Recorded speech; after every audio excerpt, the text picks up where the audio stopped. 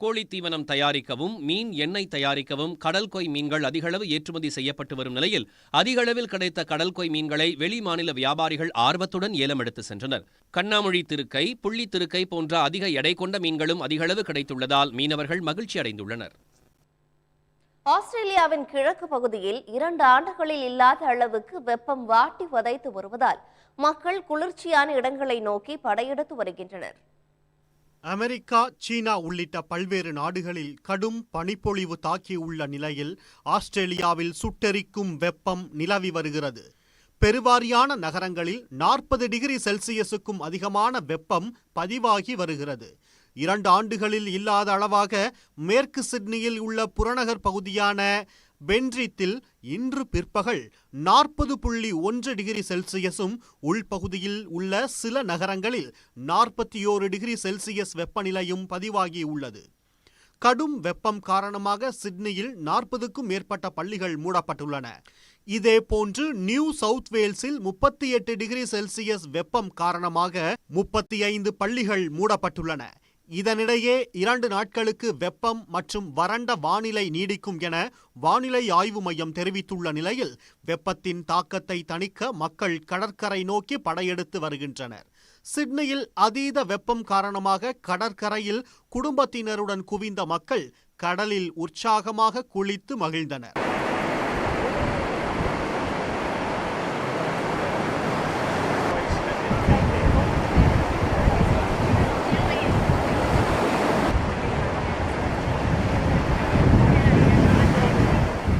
இதனிடையே new south வேல்ஸில் உள்ள batsman பேயில் இருந்து விக்டோரியா மாகாணம் வரையில் உள்ள மலைத்தொடர்களில் காட்டுத்தீ ஏற்படுவதை தடுக்கும் வகையில் முன்னெச்சரிக்கை நடவடிக்கைகளை மேற்கொள்ளுமாறு ஆஸ்திரேலிய அரசு அறிவுறுத்தியுள்ளது. மேலும் பல்வேறு செய்திகளை பார்க்கலாம் ஒரு சிறிய இடைவேளைக்கு பிறகு. வெளிநாட்டில் வேலை வாங்கி தருவதாக 22 லட்சம் ரூபாய் ஏமாற்றினாரா பிரபல நடிகையின் சகோதரி. நடிகை அல்போன்சாவின் சகோதரியை சென்னை போலீசார் கைது செய்ததன் பின்னணி என்ன?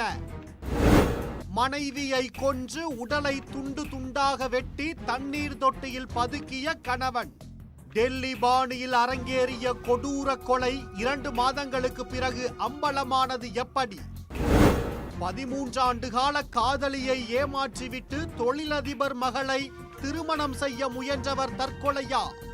சென்னை போரூர் ஏரியில் இளைஞர் உடலை போலீசார் தேடுவதன் பரபரப்பு பின்னணி. எஃப்ஐஆர் குற்றமும் பின்னணியும் இன்று இரவு 9:30 மணிக்கு சன் நியூஸில் காணத் தவறாதீர்.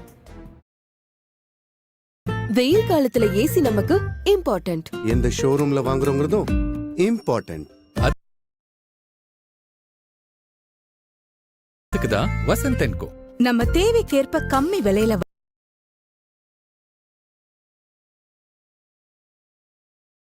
வாங்க நம்பிக்கையான ஒரே இடம் வசந்த் & கோ. இது